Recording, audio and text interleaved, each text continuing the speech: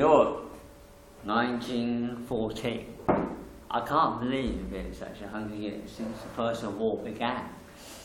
On 20th of June, everyone knows on 20th of June 1914, Archduke Franz Ferdinand was assassinated in Sarajevo, it's there, in Bosnia-Herzegovina, which is then part of the Austro-Hungarian Empire.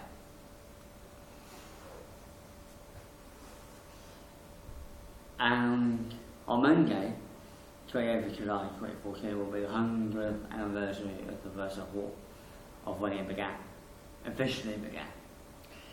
Britain declared war on Germany on the 4th of August. Germany declared war on Russia on the 1st of August. They also declared war on France on the 1st of August. I believe so. And the cause of the First World War was very complex. It wasn't just the assassination of Archduke Franz Ferdinand, it was a colonial rivalry, it was the armaments race, and also it was about the spheres of influence as well, which goes into colonialism. You could also argue that it was economic as well, because obviously the great powers were fighting over land. They wanted the resources of oil, of coal, grain to be massive populations as well. France was largely skilled in 1914, largely agricultural. Britain was the most industrial country in Europe. While Russia was skilled backward.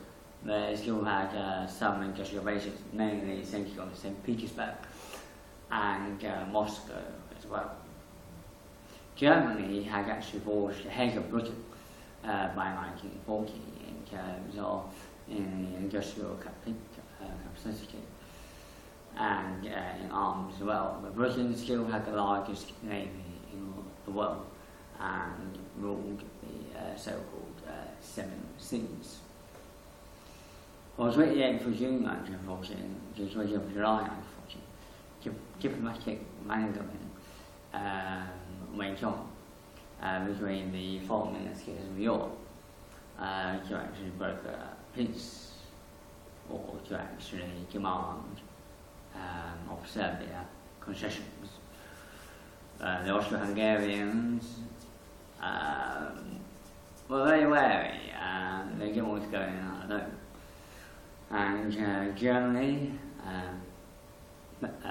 foreign minister Bethlen von Hollweg, handed a blank check to the Austrian foreign minister saying, we'll do what you want to do in support. And then Berlin had a railway interest in Serbia, as the railway to Baghdad was being completed. Baghdad was then under the rule of the Ottoman Turks.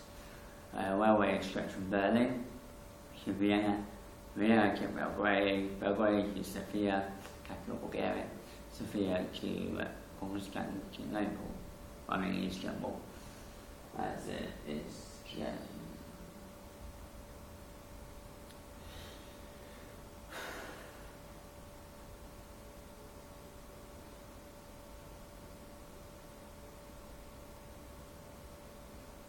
And they called this war the Great War, as well as the way they call it the First World War, obviously, until they call this the Great War. And millions of men on both sides were to be slaughtered in this war.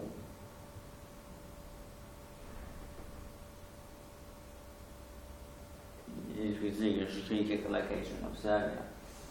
Austro-Hungarian ambitions was to drive towards the Mediterranean, as was Russia's as well. Russia was blockaded by the Ottoman Empire, which was actually supported by and backed by the British, because the British did not want to see the Russians navy in the Mediterranean, threatening the Suez Canal. That's why Britain went to war with the Russians in Crimea during the mid-1850s, the Crimean War. It's very interesting. I think this part history is very interesting because the First World War shaped the world that we live in today. I mean, the whole of Europe was redrawn completely. Three empires went completely, and a new political system arose in Russia, and that was the system of a communist government led by Vladimir Lenin. He was considered on a steel train to Russia. And British government had Britain in 1949, 25% of the world's land survey. Germany tried desperately to actually get more land for itself and tried to threaten France. That did not work with the gunboat Panther in Morocco. That did not work. That only brought Britain and France closer together. But Germany's speed of industrialization is actually amazing. Making 1870, 1914, because Germany was quite a young country in 1914.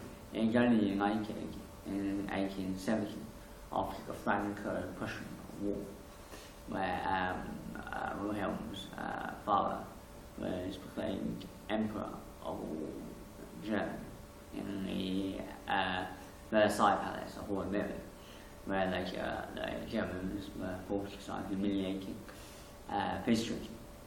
Then the Germans got their revenge against the French and forced them to sign the very carriage. And Germany was forced to sign the Armistice in 1918.